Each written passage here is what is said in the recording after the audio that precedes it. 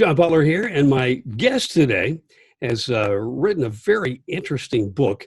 He's a business coach. I'm going to ask him to tell you a little bit more about himself and his background. But he's a business coach, works with some high level people and high level families making transitions with businesses. And he's written a book called Disruptive Successor. Welcome to the program, Jonathan Goldhill. Thank you, Jonathan, John Butler, for having me on the show today. you're out in sunny California. I am, and thankfully it's another sunny day here. The smoke is cleared, and you know things are all good right now. Yeah, I was going to say sunny and smoky California. Right. So Yeah. anyway, I hope you guys get it under control. Okay, well, first of all, before we get into the book and what you've written, tell me a little bit about, and our listeners, a little bit about yourself. Sure. So I've been coaching, consulting, training, and financing small and medium-sized businesses for 30 years now. And my family built a very large, successful clothing manufacturing company, making men's suits. They made overcoats for the soldiers in World War II. They built a very large factory in Philadelphia. I should say they didn't build it, actually. They took over an old factory. It was a Ford motor plant, and then it was a Sears. It was large, like 500,000 square feet large. Wow. And that's really big.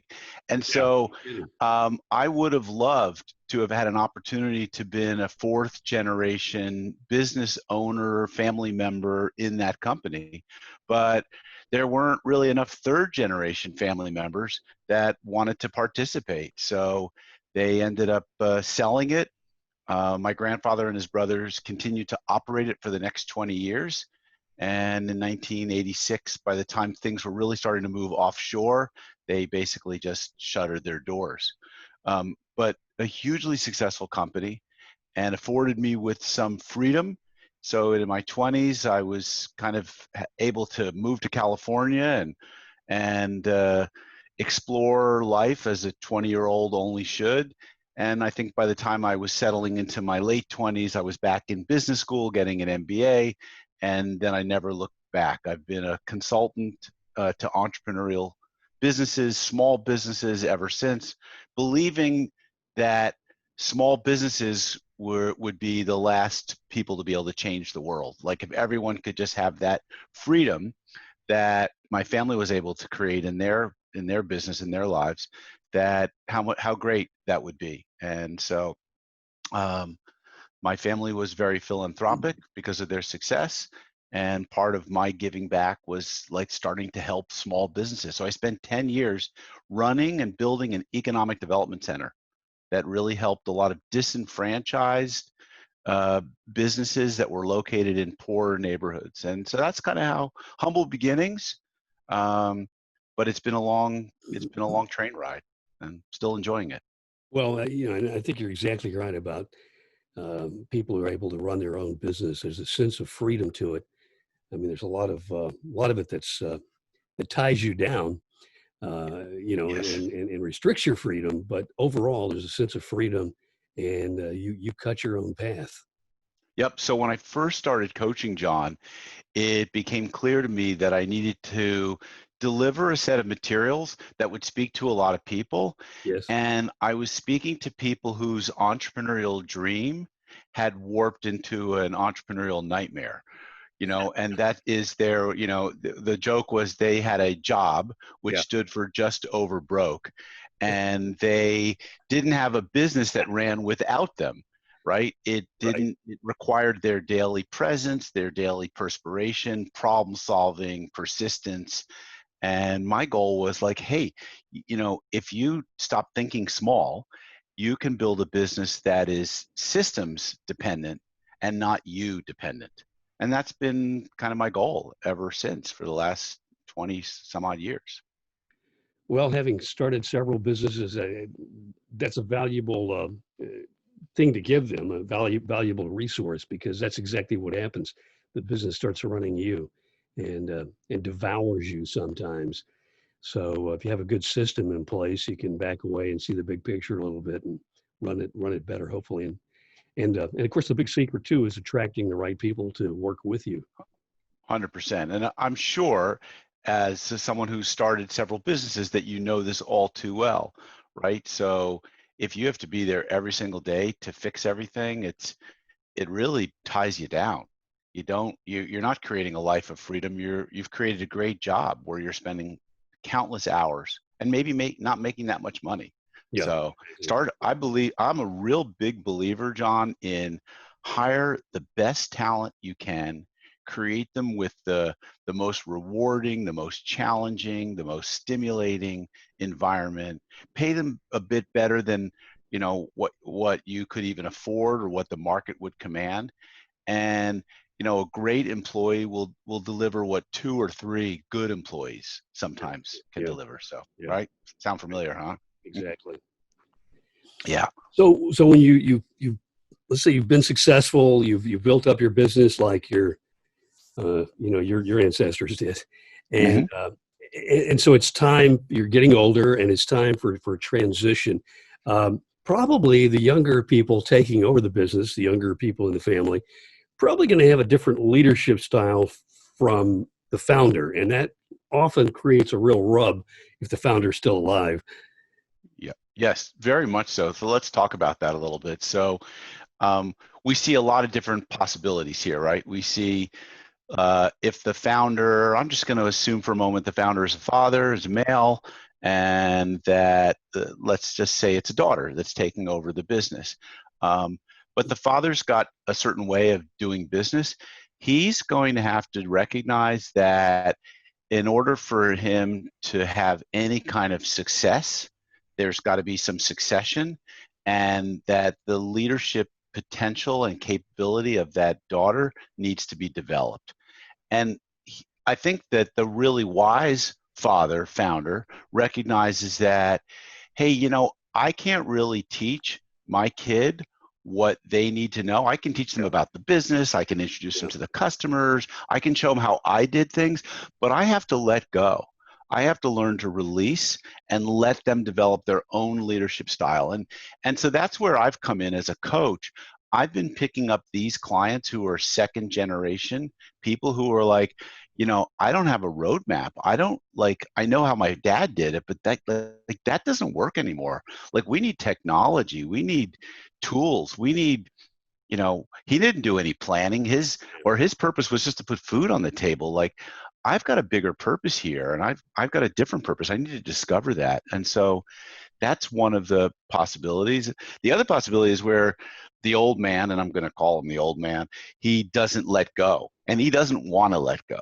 Yeah. And he's like, you're going to take the power out of his hands, like by death or by, and so you have to walk over him. Yeah. And that becomes very difficult. And so he's doing a disservice to his children or his offspring. He's not developing their potential, their independence, and we see this in a lot of areas in life. As a parent, enabling your children is one of the most debilitating things that you can do. Like, you need to give them the power and the authority to lead their own lives. So that kind of situation exists. And then the third and final one is this situation where the child recognizes dad's not letting go. Dad only wants to do things his way. It's his way or the highway. And you know what? I'm taking the highway. I'm going to start my own business. And I appreciate what I learned from my dad as an entrepreneur, but I'm going to be an entrepreneur in a different company. Or similarly, I'm not interested in this business. Nobody's printing like, cardboard boxes with logos on them anymore. Like, that's a dying business maybe. And you say, I'm starting something new. I'm going into software. I'm going into tech. I'm going into something else. Yeah. So, sound familiar? Yeah, it sure does. What are some tips to maybe some business owners who are listening now, watching now, that you could give some in this environment with COVID, recovering from the COVID situation as businesses start opening up, especially in Texas, things are opening up more and more. I don't know about California, but yeah, same here. Yeah. And so people are, small businesses are scrambling a little bit. what advice could you give them or someone listening who is thinking about starting their own business? Maybe they've been laid off due to COVID, and they want to start their own business and be their own boss going forward. Right. Give me a few tips. Okay, so the first one I would say is be humble. Is recognize that there's a lot of people that have stuff to teach out there, and that when you say these three words, I know that, you are setting yourself up for a block in learning, a block in development, a block in growth. So stay humble, be open to peers, mentors, coaches, other successful business owners. So stay humble. And Um, let me just yeah, interrupt and say, what you just said may sound simple or yeah, but yeah, it's huge. And so I have found that when I'm working with somebody and they tell me I got it, or when I think that, yeah, I got this, it's right. usually I don't. I don't got it. And and the good thing for you to, as a boss is to say, all right, just tell me, tell me what you think you got. So we're on the same page or something like that. Yeah, Yeah. well, Because, right, people just aren't humble enough. And this is a trait, I believe, one of the key leadership entrepreneurial traits that we all need to develop. And especially us coaches who are professing that we know it all, or seemingly. So the next one I would say is stay hungry. Look, if you're in a business that's been really hard hit by the pandemic, supposing you're in retail or you're in travel or leisure or entertainment, is stay hungry. Is you might have to pivot that business to stay alive to something that's different. You might have to do, some kind of an online business. It may be a business that isn't going to survive at all. And you have to be really hungry to look for new opportunities. So that's be be that's nimble. really good too. That was one of Steve Jobs' point: is be hungry, stay hungry. Yep, totally. And Pat Lencioni talks about that in his book, The Ideal Team Player. He uses the terms humble, hungry, and smart. And so I thought I would just kind of grab those three because they resonate with me and my Yeah. clients. The smart isn't so much book smart, intelligence smart. It's more like people smart. But I think people have had to pivot their businesses, be flexible, or say, hey, I'm going to ride this out. It's going to end, but it may be, you need to have some deep pockets to ride it out. So I think the third tip, kind of along that same line, is, and Jim Collins talks about this in his book, is face the brutal facts. Yeah. Confront reality, face yourself, face your strengths, your weaknesses, and be really, honest with yourself. Yeah. People, I remember in business school, my business school professor said, thou shalt not, and he would spell it out, BS yourself. Like was his 11th commandment. Don't fall in love with your product. Don't fall in love with your service. Fall in love with your customers. Your customers will give you the feedback that you need, but don't believe that what you've got is better than everybody else. So that's a Yeah. pretty Yeah. important point. Yeah. Yeah. One thing you see happen a lot too, and I'm paraphrasing this, but it's an old saying that, you start a business, the customer is king. Mhm. And after a while, the customer becomes a nuisance after you get to a certain level. Yeah, my friend says the perfect business is defined by one that has no employees, no customers, and generates consistent cash flow. But let's be real, that doesn't exist anywhere, does it? Yeah, no, unfortunately. So. Well, listen, thank you very much for taking time to talk to us. Where can people find your book? Sure. Through Amazon? Yeah, so you can go to disruptivesuccessor.com and download a free chapter, which will be available after October 27th. You can go there and sign up for a copy, and you can actually start purchasing it today on Amazon. So Disruptive Successor, it's got a black cover, and it's a guide to driving growth in your family business.